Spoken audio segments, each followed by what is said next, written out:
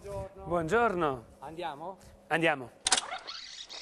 Sono Alberto Salmaso, 39 anni, ho una compagna e 2 bambini piccoli, lavoro in azienda ospedaliera di Padova.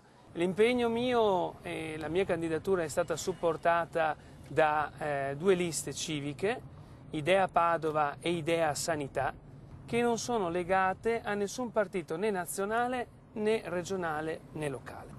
Dove vorrebbe portare Padova? Padova deve essere portata al livello dei cittadini, a un utilizzo di Padova per i cittadini e con i cittadini. Una Padova turistica, volano dell'economia. Ci può portare in 2 luoghi che dovrebbero essere rilanciati e che sono i simboli della sua campagna elettorale?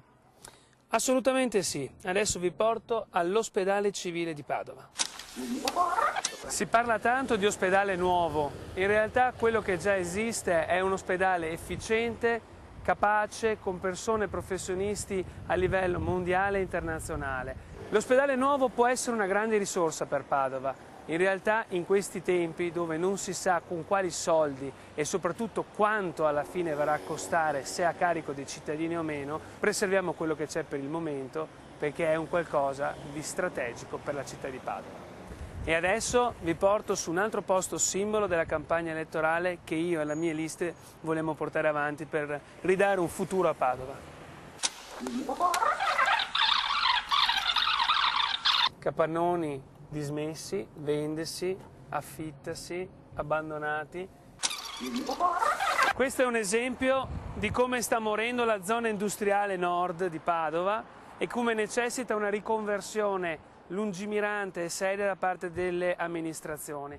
Io credo a una qualcosa di innovativo, un rilancio economico, una Padova City dove ci possa essere un servizio per tutti i cittadini non solo di Padova ma del Veneto, portando tutti gli uffici regionali qui e per ultimo una riqualificazione di una zona ormai all'interno della città con una visione diversa rispetto a 40 anni fa. Con quale degli altri 8 candidati farebbe un viaggio? Vede, io farei un viaggio con tutti perché credo che ognuno possa portare delle idee anche giuste. Se da qui a fine campagna elettorale dovesse scegliere un testimonial padovano per un viaggio attraverso Padova, chi sceglierebbe?